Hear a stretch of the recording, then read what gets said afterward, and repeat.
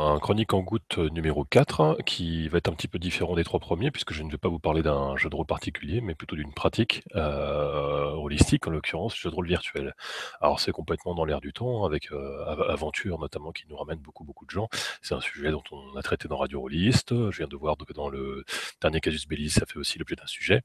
Et c'est pas tant une volonté de surfer sur cette vague que, parce que je rencontre en fait pas mal de gens qui sont un peu hésitants, à franchir le pas, notamment au niveau, MJ et qui se posent un petit peu des questions sur la manière dont ça fonctionne. Et moi-même donc j'ai commencé il y a 1 an et j'ai pris, une option assez simple qui est de prendre un peu le pack, de possibilités fournies par Google, par G+, d'utiliser tout ça et ce qui me libère quand même relativement les mains, en termes de maîtrise. Je me concentre davantage sur mon jeu, sur l'aspect rencontre avec d'autres gens, plus que sur l'aspect, technique, préparation et cetera. Alors ça ne va pas bien sûr correspondre avec tous les styles de jeu, mais ça peut vous donner une idée de ce qu'on peut faire, en version simple, donc sans trop se prendre la tête, en profitant des outils qu'on a, comme je dirais, dans le pack G+. Alors tout d'abord, s'il y a des spectateurs, je rappelle qu'il y a un onglet, pour les questions et les réponses. Donc si vous nous rejoignez en cours de route, si vous avez des questions et cetera, vous n'hésitez pas à les poser, j'essaierai d'y répondre à la fin ou sur le moment, quand je les verrai. Heu, Comme d'habitude, je serai plutôt en écran partagé à vous montrer des choses, c'est tout l'intérêt de passer par le mode vidéo. Alors tout d'abord, pour commencer à jouer, il va falloir faire votre recrutement. Donc pour sa première optique, vous êtes sur, G+, Gmail et compagnie, et vos petits camarades de jeu aussi. Donc vous n'avez pas besoin de passer par cette phase-là puisque vous savez déjà que vous allez jouer ensemble. Deuxième optique, vous êtes, seul, et perdu dans un coin profond de la France, de la Belgique, voire même du Canada. Vous, cherchez des joueurs. Là, je vous invite à rejoindre des communautés. Alors, je ne prêche pas pour ma paroisse, mais elle a, véritablement vocation à réunir des gens qui veulent jouer par hangout. Et donc c'est l'auberge virtuelle dont vous avez déjà certainement entendu parler à gauche, à droite. Heu, on y va tout de suite. Hop. Voilà, donc l'auberge virtuelle, c'est tout simplement une communauté. Elle a pour but de réunir des gens qui veulent jouer, ensemble, par le biais des hangouts, hein, donc ce qu'on a trouvé de plus simple, avec différentes parties, la partie où on se présente, celle où on indique ce qu'on veut maîtriser, celle où les joueurs formulent leurs souhaits de jeu et dans les grandes lignes, c'est plutôt une communauté qui organise les choses à l'arrache, 1 ou 2 jours avant la partie, plus que 3 semaines à l'avance. Donc c'est vraiment plus en fonction des disponibilités des uns et des autres et c'est donc davantage axé, mais absolument pas restreint, aux jeux, à tendance un peu indie, avec une assez faible préparation, voilà, pour vous donner une idée. Donc sur une telle communauté ou parmi vos amis, vous allez récupérer, dans un premier temps, les mince, des partenaires de jeu, hein, tout simplement, avec lesquels vous tenterez brièvement d'établir un contrat social pour essayer de bien clarifier, on oublie souvent de le faire, de bien clarifier, quel est un peu le ton du jeu, ce que vous attendez des joueurs ou ce que les joueurs vont attendre du MJ et cetera, les principes de votre jeu, et cetera. Quand tout ceci est fait, vous allez fréquemment avoir besoin de trouver une date pour ça. Vous avez quelque chose qui existe, qui s'appelle Doodle, qui est très pratique. Là, par exemple, j'avais essayé de planifier une partie, donc j'avais simplement rempli dans mon Doodle mes dates de disponibilité, donc en gros, 3, 4, 5, 6, 7, pas le 8, pas le 9 parce que je suis pas dispo et chacun des joueurs intéressés, est ensuite venu remplir le Doodle et indiquer sa disponibilité. Donc là, on voit clairement qu'on n'avait qu'une option, c'était le mercredi 12, là où tout le monde était en vert. Si vous êtes un petit peu fou et que vous essayez d'organiser plusieurs tables, vous pouvez «mélanger» entre guillemets plusieurs jeux et voir vraiment comment vous arrangez avec les disponibilités des uns et des autres, dire: «Ah bah tiens, on peut faire une partie avec un tel le mardi et avec telle autre personne le vendredi». Donc voilà, un petit outil pratique pour cette phase de planification. Ensuite, là vous avez votre date, c'est là où une bonne idée pourrait être, d'aller créer un événement, toujours dans G+.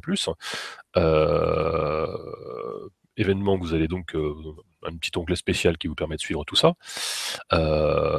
Les choses qui sont en cours, les choses qui sont passées et de retrouver les traces et cetera. Chaque événement donne lui-même lieu à un fil de discussion.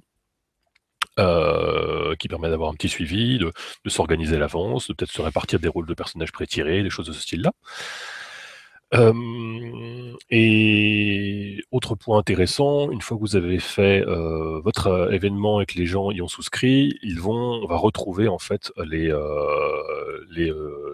événements dans votre agenda personnalisé Google. Voilà, histoire de savoir que tel jour vous faites, quelque chose avec quelqu'un et cetera. Donc avant d'aller remplir votre doodle, vous allez en fait regarder votre agenda Google.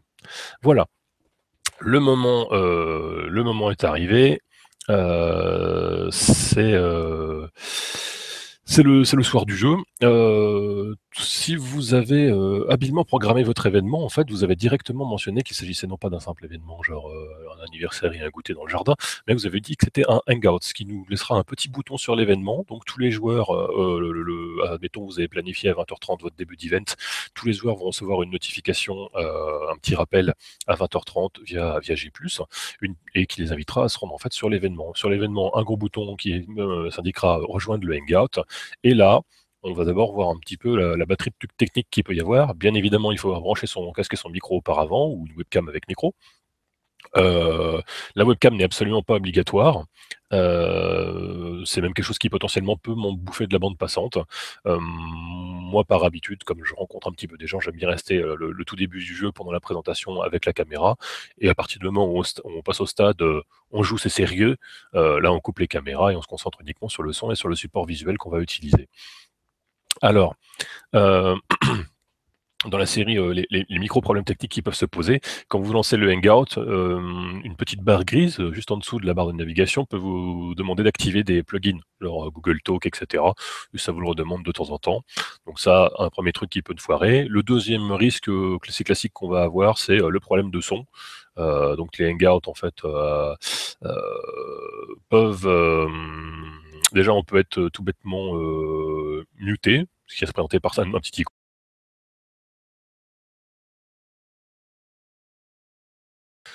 Donc là, je faisais des blagues pendant que vous m'entendiez pas. Donc normalement, vous avez une petite icône qui indiquait que j'étais mute, et ça arrive assez souvent quand on arrive sur le hangout. Deuxième optique, ne pas oublier que votre micro peut être, malencontreusement éteint, et si jamais il y a trop de problèmes ou si jamais vous avez à brancher, débrancher votre casque, toujours ressortir du hangout. On a un petit téléphone rouge, comme pour raccrocher. On sort du hangout, on vérifie ses connexions et ensuite on revient quand les choses ont l'air de fonctionner un petit peu plus. Généralement, au bout d'un débranchage, ça fonctionne, quoi. Voilà. Alors, ensuite, une fois qu'on s'est présenté, on va pas se regarder comme ça dans le blanc des yeux. L'intérêt du hangout, c'est, bien évidemment de faire passer le son, et c'est une solution donc qui ne demande absolument aucun paramétrage, hein. Là, je vous parle, j'ai pas fait de réglage de canal, de serveur, de mot de passe ou quoi que ce soit. Le hangout gère ça tout seul. Les seuls paramètres qu'on va pouvoir modifier sont en gros ceux de la consommation de la bande passante, au vu de la vidéo utilisée. Le point suivant va être celui du support visuel, et en fait, moi, je vais faire partie de cette école qui va utiliser ce qu'on appelle un tableau blanc, un board, un whiteboard, choses pour lesquelles on peut utiliser, des logiciels. Ça a été vaguement évoqué, je pense, dans Radio Rollist, mais on peut détourner des logiciels, faits à des fins professionnelles, des logiciels de présentation, ce genre de choses. Un petit instant. Ah, on n'arrive pas à me voir. Bon, j'espère qu'on arrivera à nous rejoindre. Donc le principe du board, c'est grosso modo d'avoir, un petit peu comme un grand tableau sur lequel on va coller des choses à gauche, à droite, un bout de règle, un bout de fiche de personnage, et cetera. Et on va aller voir tout de suite ça en images.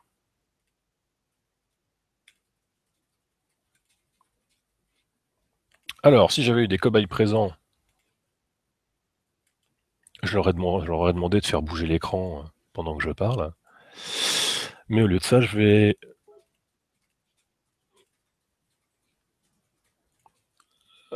bon, on va tenter une petite chose, on va essayer de faire venir quelqu'un dans le hangout.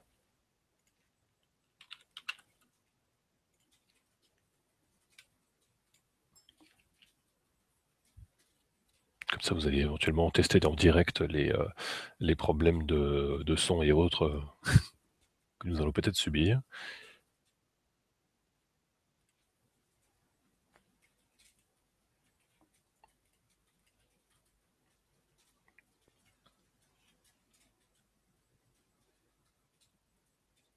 Ah, alors pendant que je fais...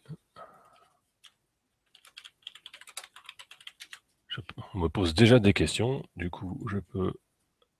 Ah, des questions ou des informations, entre guillemets.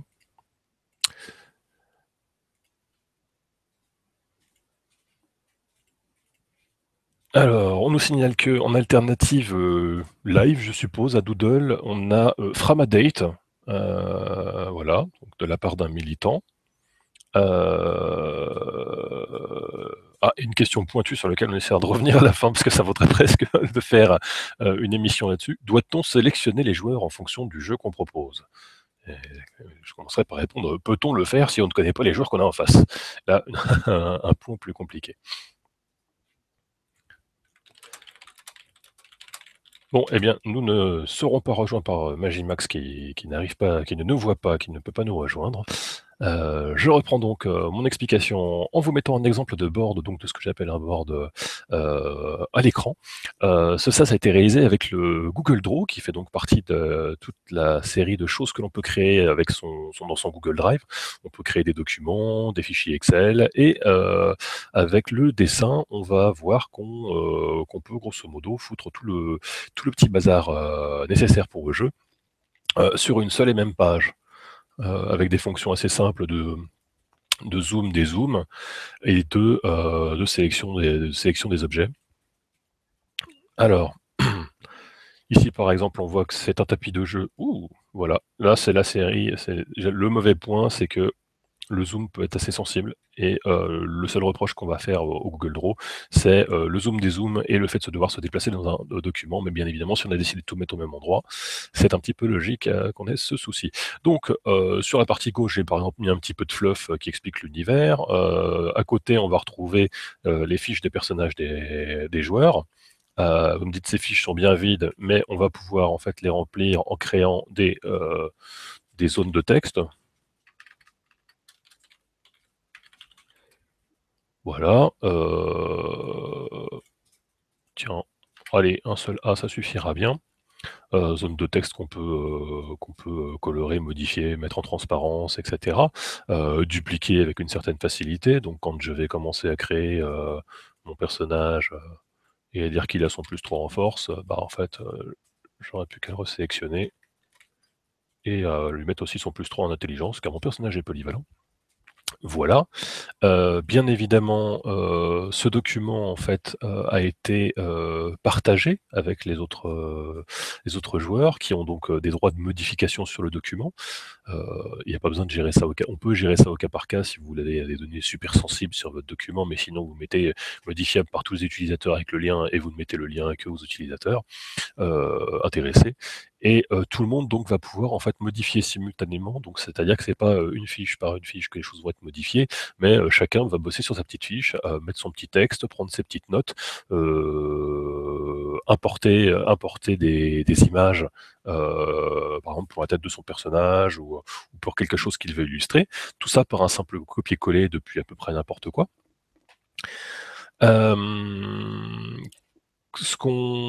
Donc ça tout simplement, les fichiers que j'ai là sont sous forme d'image, hein, ce ne sont pas des PDF ou des choses de ce style-là, on ne peut pas les importer directement.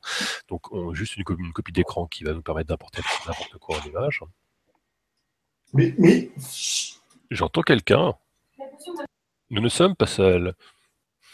Donc Magimax a réussi à nous rejoindre, donc tu vas nous faire le spectateur présent qui pourra poser ses questions en live, si tu nous entends bien. Tu ne peux pas parler, tu es sous surveillance. Bon, je reviendrai à toi plus tard et je retourne à mon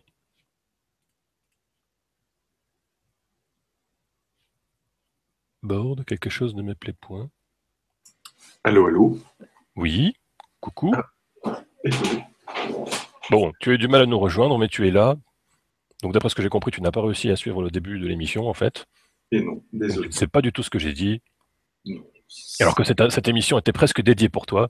Mais oui, oui, ça fait 20 minutes que j'essaye de trouver le Hangout. Donc voilà, ça y est. Ok. Comme, voilà, je suis le vrai handicapé de G+. D'accord. Donc en le faisant en très très rapide, je te laisserai regarder le début, mais on a vu comment essayer de trouver des joueurs ou un maître de jeu, comment s'organiser pour trouver une date de rendez-vous, comment faire ça proprement avec un événement ou un hangout planifié dans son agenda. Et on est au moment donc où on a attaqué le board. Et là, j'essayais de montrer un board auquel je vais donc te convier. Donc, chaque hangout, en fait, a le droit à un chat spécifique. Je viens de t'envoyer donc un lien, en fait, dans le chat. Ce chat lui-même va servir aux joueurs, généralement, à discuter tranquillement pendant que le MJ fait son affaire. Donc, du coup, toutes les petites apartés qui pourraient être un petit peu disruptives au niveau de l'ambiance, en finale, elles sont mises de côté puisque les joueurs pas concernés sur le moment discutent entre eux. Est-ce que tu vois le lien? Dans le chat, tu as une petite fenêtre en haut à gauche de ton Hangout, une petite fenêtre de bulle de texte, entre guillemets, en bleu. Tu es de nouveau muet.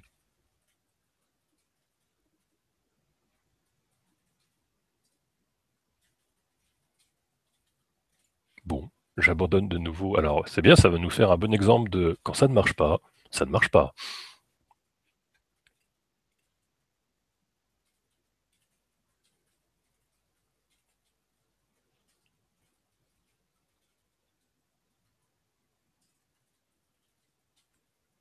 Je repars donc sur mon board en espérant que vous l'avez bien vu précédemment parce que j'ai comme un léger doute. Ça y est, je suis de nouveau là.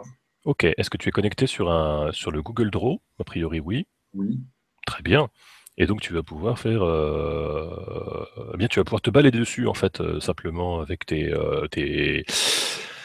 barres de déplacement, et cetera. Et comme tu le vois, les choses sont vastes parce que j'ai mis plein de bordel exprès pour ce soir, sur ce document. Il est, vu que tu as le lien, il est intégralement modifiable, donc tu vas avoir la possibilité de déplacer des choses, par exemple, déplacer des pions. Tu vas avoir la possibilité de, créer, d'aller chercher une image, voilà, c'est bon, là, vous le voyez en train de bouger une fiche de personnage.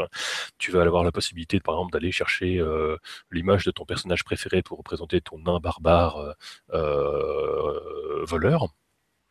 Et tu as une balette, tu as une barre d'outils relativement restreinte dont tu vas principalement utiliser les outils de zoom, un clic gauche pour zoomer, un clic droit pour dézoomer, qui peut t'aider à circuler. La flèche qui va nous permettre de sélectionner des objets et donc de les déplacer, ou de leur faire effectuer une rotation. Par exemple, si le tout assez simplement, si je me place en haut et que je veux retourner majestueusement mon dragon, pouf, je le fais pivoter, et voilà, il fait face au magicien au lieu de faire face au guerrier. Rien de bien sorcier. J'étais en train de montrer aux gens, normalement, qu'on pouvait ajouter des zones de texte, en fait. Tout simplement, encore une fois, dans cette barre des tâches, tu as la possibilité d'ajouter une zone de texte. Voilà, tu sélectionnes sa taille, tu peux modifier la taille de la police, la couleur, etc. Et donc indiquer les scores qui te conviennent. En fait, on édite un dessin ensemble, quoi. On édite un dessin ensemble, sauf que voilà, bah toi MJ, tu peux faire ton petit speech, et si les joueurs suivent bien et que tu les fouettes bien comme il faut, ça ne marche pas souvent, eux sont tous en train de remplir leurs fiches, et du coup, dans le temps théoriquement imparti pour faire une fiche, tu en as 4 qui sont faites. C'est une hypothèse, hein, je ne dis pas que ça se passe tout à fait comme ça dans la réalité. Les possibilités d'édition ne vont pas s'arrêter aux fiches, puisqu'on va aussi avoir la possibilité de créer des dessins. Alors pour ça, je vais aller chercher dans ma réserve un autre slide pour montrer un peu presque ce que ça peut donner. Comment est-ce que tu montres là ton écran Alors ça, en fait, dans le Hangout, tu as une fonctionnalité de partage d'écran. Ce qui veut dire que si d'aventure, tu as quelque chose que tu n'as pas envie de mettre sur un board, ou quelque chose qui est un fichier trop compliqué, etc., je sais pas, moi, peut-être même une vidéo de démarrage ou quoi que ce soit, tu as tout à fait la possibilité, toi MJ ou n'importe quel joueur, de dire, bah voilà, je vais choisir, je fais le partage d'écran, je décide de vous montrer ça, et donc tout le monde en profite, tout simplement, dans son écran de Hangout, au lieu de voir ma tête, par exemple. Voilà. Donc ça, c'est un exemple d'un un fort beau village qui était fait lors d'une partie de Beyond the Wall, preuve qu'on peut faire quand même quelque chose d'assez chiadé. Bien évidemment, ça prend du temps, mais l'avantage aussi de ce support de jeu, c'est que les joueurs peuvent travailler en dehors des parties. Je sais bien que ce n'est pas le cas pour tout le monde, mais on peut imaginer, soyons fous, un joueur qui va aller taper son résumé, qui va le laisser dans un coin d'un board, ou une joueuse très motivée et qui méritera bien son XP derrière, qui va nous faire un village complet euh, une fois, une fois la partie finie, quoi, entre deux parties. Alors, je reviens sur notre board initial.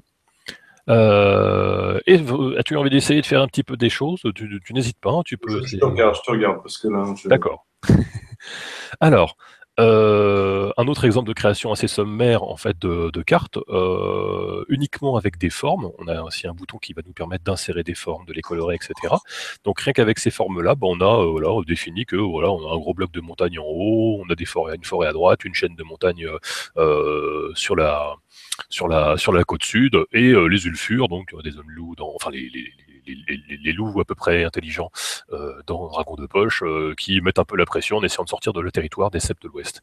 Ça, assez sommairement, la courbe d'apprentissage sur le Google Draw est ridicule. N'importe qui, en très peu de temps, se démerde avec. Donc ça, c'est quelque chose qui est très très simple à prendre en main. D'accord. Pour importer une image, tu t'as fait comment? Copier-coller. Tu la Ok. copies quelque part, CTRL-C n'importe où, CTRL-V où tu veux. D'accord. Elle va arriver en haut à gauche, grosso modo, du cadre violet, parce qu'il y a une espèce de cadre de démarrage, grosso modo, qu'on peut agrandir pour englober de plus en plus de choses. Mon cadre violet, en fait, c'est le centre du jeu, c'est là où il y a les règles, les fiches de personnages. Tout le reste est un petit peu annexe. À droite, j'ai des trucs qui peuvent servir au niveau de la création. Tout en bas, j'ai des fiches qui ont servi pour d'autres persos, mais comme je le fais un peu en table ouverte, ça se trouve là. On peut aussi utiliser des connecteurs qui vont nous permettre de lier des éléments. Donc là, par exemple, j'ai commencé à mettre des lieux de ma carte et ces deux premiers lieux sont liés. Donc j'ai créé un connecteur. Au fur et à mesure que j'agrandis ma carte, j'ai pas besoin de retirer des traits. Tout ça va se déplacer en même temps. Si je veux déplacer que mon cercle bleu, pas de souci. Si je veux déplacer le cercle bleu plus image, j'ai juste à sélectionner et puis voilà. Ton connecteur, tu l'as créé comment? Alors mon connecteur, encore une fois, on a dans la très petite barre de menu en haut, on a sélectionné, on a une possibilité de tracer des traits et on peut sélectionner la ligne et choisir un trait, une flèche, un connecteur en angle, un connecteur en arc et compagnie. Tout comme les formes vont nous permettre de faire pas mal de choses. Alors, voilà de prime abord. Tu as déjà expliqué les fonctions de comment partager le draw avec les autres ou pas? Oh, en fait, tout simplement, en haut à droite j'ai expliqué très, très rapidement, mais effectivement, en haut à droite, tu as une fonction partage qui va te permettre de choisir si tu veux que les gens puissent consulter un document, qu'ils puissent l'éditer par eux-mêmes. Voilà, tout simplement. Ou Et si tu as donc, envie de le laisser tu envoies participer le avec. lien dans le chat et c'est bon. Tu envoies le lien dans le chat, tu l'as mis directement dans le lien de l'événement si tu veux que les joueurs jettent un coup d'œil avant la partie, si tu as fait des personnages pré-tirés, ce genre de choses-là. Voilà. Et en fait, l'intégralité des droits est gérée de cette manière-là. Et après, il n'y a pas à revenir dessus, quoi. Tu peux éventuellement mettre des droits spécifiques, genre machin il peut lire et truc muche il peut modifier, mais Ah, si en version la plus simple possible, tu mets ton truc en modifiable, tu envoies ton lien et tout le monde peut aller faire mémuse dessus. Et quand tu vas arriver au moment du combat tactique, et ben chaque joueur ira s'amuser à déplacer son archer, etc. J'ai mis un petit exemple de carte, tout bêtement. Encore une fois, un copier-coller pour avoir la carte, des exemples de tokens ou de n'importe quoi que vous trouvez sur Internet. Ça, c'est même déjà une version où on a envie un petit peu de faire une carte tactique qui ressemble à quelque chose. Alors, là qu'on parle un petit peu dans le technique, je vais expliquer deux cas que grosso modo le board ne va pas bien gérer. Si vous voulez faire une carte avec un brouillard de guerre, bon, on va assez rapidement rencontrer un problème. Parce que si vous avez des jolies pièces bien définies, je peux vous dire, bon alors ça on va dire que c'est caché, donc vous rentrez par le tunnel en haut à droite, vous n'avez pas trop où ça va. Bon, après, ça va, c'est pas trop simple. Mon truc est assez linéaire. Je peux révéler la deuxième salle et révéler qu'elle est remplie de gobelours armés de masse à deux mains. Et une fois qu'on a géré le truc, je vous laisse aller jusqu'à la troisième et découvrir que, oh, c'est un dragon. Cela étant dit, bien souvent, les cartes ne vont pas trop se prêter à ça, voire même vous, MJ, vous vous rappellerez pas de ce qu'il y a en dessous. Donc, et vous vous rappellerez pas que sous la case B32, il y a un piège quand les PJ marchent dessus. Donc, pour de la gestion de cartes stratégiques, là, clairement, tous les logiciels qui ont été faits, les Fantasy Ground, les Map Tools, les Roll20, etc., tout ça est clairement équipé pour des jeux où vous aurez besoin de cartes tactiques, de brouillard de guerre, de choses un petit peu pointues de ce style-là, quoi. Voilà. Donc si c'est votre souhait, j'aurais tendance à dire le board ne vous satisfera pas. Le deuxième point sur lequel vous allez pouvoir rencontrer une difficulté, ce sont les dés. Alors, via le Hangout, on a possibilité d'ajouter des applications spécifiques, telles que Bones, qui vont permettre de jeter des dés. Mais si vos jets de dés sont de nature simple, eh bien, vous avez de la chance parce que le chat textuel, alors attention, j'insiste, ce n'est pas le chat du Hangout, hein, c'est le chat sur votre page G+ initiale, va vous permettre de faire des jets de dés tout simples avec un simple roll /roll espace 2 dés de 6, ouf, je jette les dés. Et là, Magimax le voit aussi. Va-t-il retrouver l'endroit? Il faut que tu ailles sur ta page G+. Où ça? Sur ta page G+, tu as ta colonne de droite avec tous tes Hangouts. Tu as notamment un seul qui doit présenter une caméra vidéo verte, celui du Hangout qui est en cours. Alors, ouais. Tu cliques dessus et tu vas voir se développer une petite fenêtre. Et ça, en fait, c'est le chat, on va dire le chat qui correspond au Hangout. Alors moi, je vois Engage 6. Et entre crochet 24, pourquoi 24? Je ne sais pas. Ah, non, c'est pas 24, c'est j'ai fait un 6 qui est la somme d'un 2 et d'un 4. Pardon, oui. Toi, tu ne lis pas souvent des dés, hein, j'ai l'impression. Alors, on n'est bien évidemment pas restreint au roll de dés de 6. On va pouvoir faire du roll 1 dé de 100 en plus 32, car je joue un jeu super avec des caractères 100. Et on aura là aussi le résultat sans problème. Alors, quelles sont les limites de ce système de jeu? Bah, si vous jouez avec des jets explosifs, c'est pas impossible. Donc des jets explosifs, hein, admettons, vous jetez 10 dés de 6 et quand vous faites des 10, vous les relancez. Bon, assez rapidement, ça va vous saouler de refaire les jets. Deuxième difficulté, perdu, c'est /roll espace de dés de 3. Essaye encore, petit scarabée. Et l'autre problème que vous allez rencontrer, c'est si vous jouez à, je sais pas, au dernier Star Wars, à Warhammer Fantasy 3 ou un truc de ce style-là, avec des dés spéciaux, là vous êtes un petit peu coincé, le jeu ne vous permettra pas ce système de jet de dés ne répondra pas à vos attentes. En tout cas, c'est quand même quelque chose d'assez simple, encore une fois, qui va permettre pendant le hangar d'alterner juste entre deux écrans. Le tapis de jeu pour le plus gros du jeu et éventuellement d'aller jeter un petit coup d'œil aux dés quand vient le moment de les jeter. Les dés, ça peut toujours être ce petit moment de ralentissement, un petit peu comme à la table, hein, les gens cherchent combien de dés, etc. Là, l'avantage, c'est que quand les gens ont pris un peu le pli, hein, ils ont un petit copier-coller en réserve pour avoir leur copier-coller de jet de dés, si on est toujours sur un système, par exemple, qui jette 2 dés de 6, genre à tout hasard, un jeu motorisé par l'Apocalypse. Voilà, un simple copier-coller et pouf, on a notre jet de dés. Voilà, donc là j'ai fait un peu les deux points noirs de pourquoi vous ne pourriez ne pas être intéressé par ce genre de support. D'aucuns vont me dire bon, ton board là ça commence à être un peu un petit peu le bordel aussi, on s'y retrouve plus, on sait plus où aller. Et en fait dans la semaine l'invitation d'un de nos amis virtuels de Belgique, Gerhard Schildenfen, nous avons jeté un petit coup d'œil à Google Slides. Alors, j'aurais dû moi-même y penser parce que en termes de board, les outils semi-professionnels, on va dire, qu'on peut utiliser en ligne et qu'on a été cités ailleurs aussi, tels que Kaku, Prezi et anciennement Real Time Board, qui était formidable mais qui est devenu impossible à utiliser par plus de 3 personnes à la fois, donc sans payer, donc on ne l'utilise plus. Tous ces trucs-là, en fait, étaient des outils qui étaient faits pour de la présentation en fait en ligne, pour une présentation soit au sens PowerPoint, par exemple, c'est le cas pour Prezi, qui me plaisait bien moi, ou des trucs plutôt ambiance mind map pour Real Time Board. Et ceci nous amène à une autre des possibilités offertes par Google, de créer des slides. Et donc, là, on va retrouver quelque chose d'assez similaire à ce que j'avais sur mon board précédent. J'ai fait une sélection des éléments importants. Donc, par exemple, sur mon premier slide, je vais avoir le background. Sur le deuxième slide, je vais avoir ma petite carte des relations entre les lieux qui ont été créés. Sur un troisième slide, je vais avoir une fiche de personnage exclusive à n'importe qui. On a exactement les mêmes outils que tout à l'heure pour créer le perso et bah voilà, écrire sur sa fiche, faire sa petite zone de texte perso, etc. Une petite carte d'un village quelconque, dans lequel vous verrez que là, j'ai pas choisi d'avoir des pions super bien faits qui ressemblent vraiment à un guerrier et un dragon, mais simplement, par exemple, une icône de smiley violet pour le joueur violet.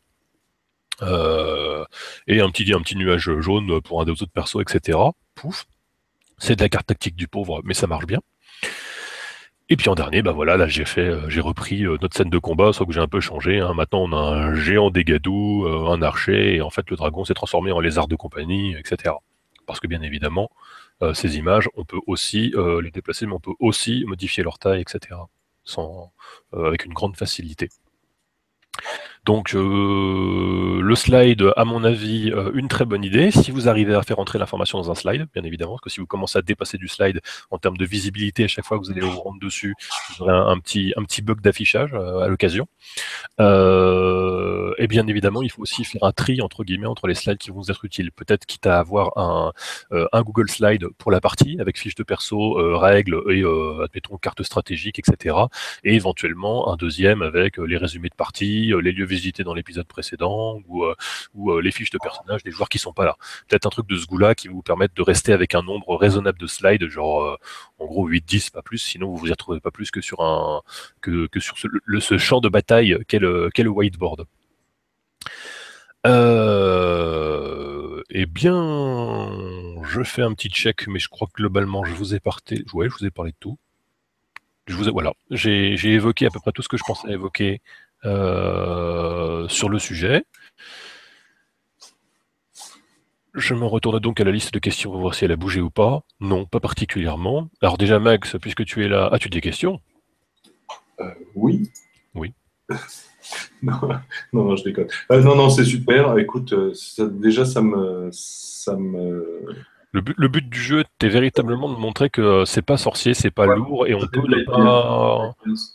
n'a pas à avoir ce blocage entre guillemets en se disant putain ça va être compliqué, et vraiment comme dit avec une courbe d'apprentissage simple et des outils où la plupart marchent en cliquant sur un bouton, quelque chose quand même d'assez gérable. On a pu associer ce truc-là, et donc on peut se concentrer sur la maîtrise. Et comme je disais aussi, l'aspect rencontre avec des gens qui est légèrement modifié du fait qu'on ne les a pas en face de soi. Des questions qui étaient donc posées par un auditeur anonyme qui anime un podcast dans lequel j'étais cette semaine. Donc Julien Poire nous demandait, doit-on sélectionner les joueurs en fonction du jeu qu'on propose? Bien évidemment, mais là je dirais que ça sort complètement du cadre des outils. De parler de ça. Moi-même, j'essaye de faire preuve d'ouverture en fait et d'accepter. Donc, pour ceux qui n'ont pas compris, je n'ai pas de table fixe et j'ouvre ma porte un petit peu à tout vent. Voilà, pour faire partager ma passion. Et oui, forcément, des fois, il y a des petites incompréhensions entre guillemets, peut-être des choses pas assez bien spécifiées pour que la partie se passe bien ou que les attentes des uns et des autres soient respectées, etc. Heureusement, ça reste assez rare.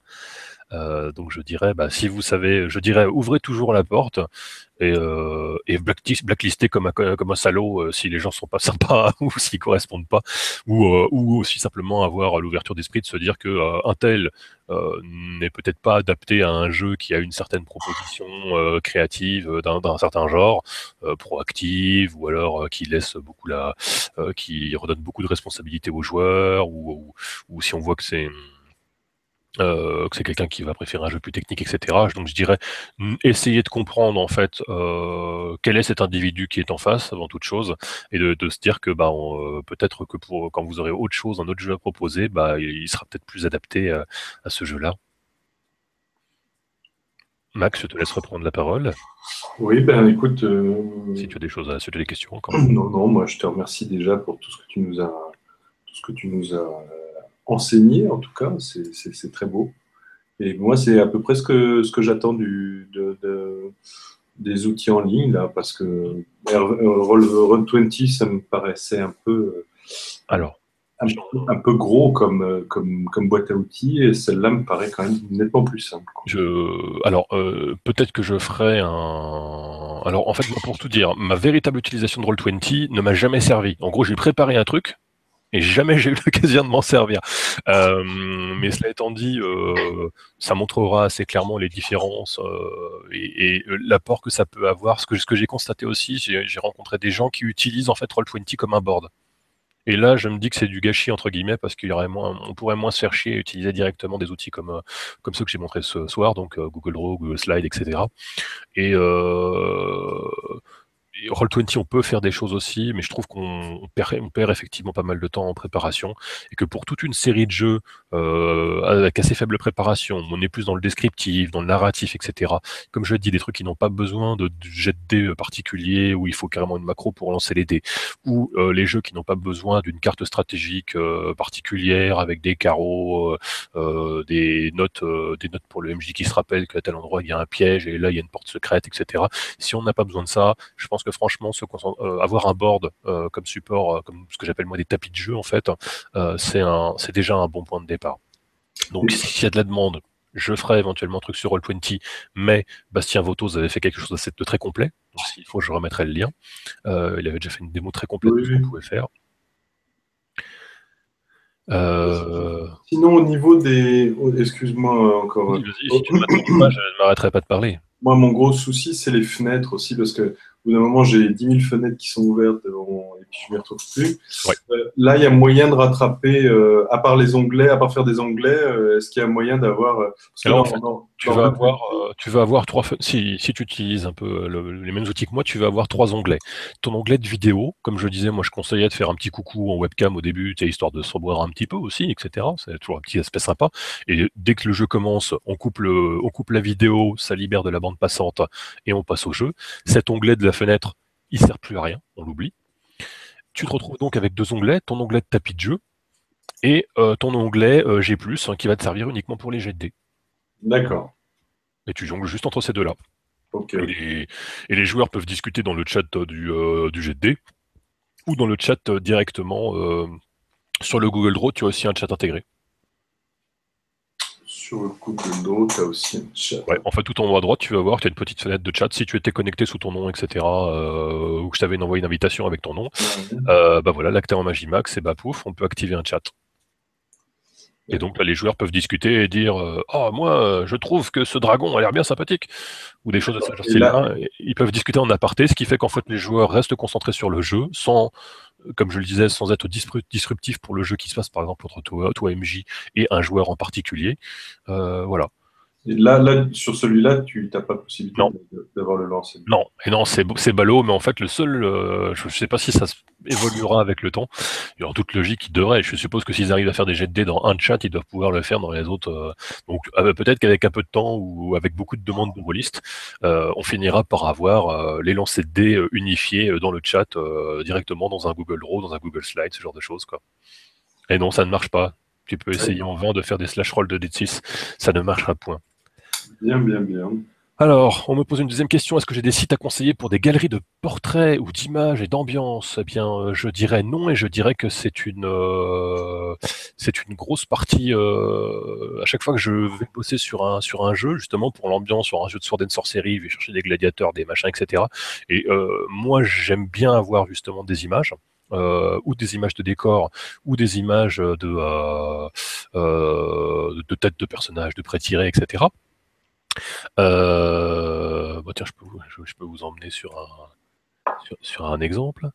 Mais je n'ai pas de site et je trouve que c'est une étape assez longue. En fait, je passe pas mal de temps à chercher des têtes. Alors, Alors, bien évidemment, on peut penser à Grimace, fait par notre collègue Volsung, qui est aussi dans l'auberge. Et j'en profite pour évoquer un sujet. On avait eu une discussion intéressante il y a des mois et des mois, justement, un petit peu autour de Grimace et autour de l'importance de l'imagerie du PNJ. Donc en gros, avec quelques-uns comme ça sur G+, on s'était mis à discuter du sujet, à savoir entre débat entre ceux qui apprécient d'avoir des images pour leurs personnages, d'autres pour qui ça bride c'était quoi leur mince, euh, leur contenu fictionnel malléable, ou un truc de ce style-là. Donc je pose la question et vous pouvez me répondre dans les commentaires. Essayer de refaire ce débat sur de l'intérêt d'imager ces PNJ à foison. Si ça vous intéresse, dites-le et on essaiera de réunir quelques personnes pour causer de ce sujet. pour trouver des illustrations de manière générale, ça peut être des visages, ça peut être n'importe quoi, des paysages, des viandes art, c'est pas mal comme. Oui, voilà, bah, je le fais aussi. Chut, pour Monster Heart, j'ai une assez belle galerie. Et effectivement, bah, entre les stars réelles de séries et compagnie qui viennent assez facilement en tête, puisque, bon, enfin, sur DeviantArt, j'allais dire si on trouve aussi des gens. On trouve beaucoup de gens tenus, mais des fois, on trouve aussi des gens qui sont dans la tenue qu'on aimerait avoir pour le jeu de rôle. Donc, ça passe.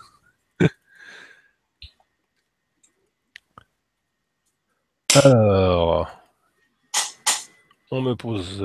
Alors, tiens, juste pour avoir quelques têtes. Hop. Donc là, on est sur du Vasburg maison, et où effectivement, reviens ici, sale bête.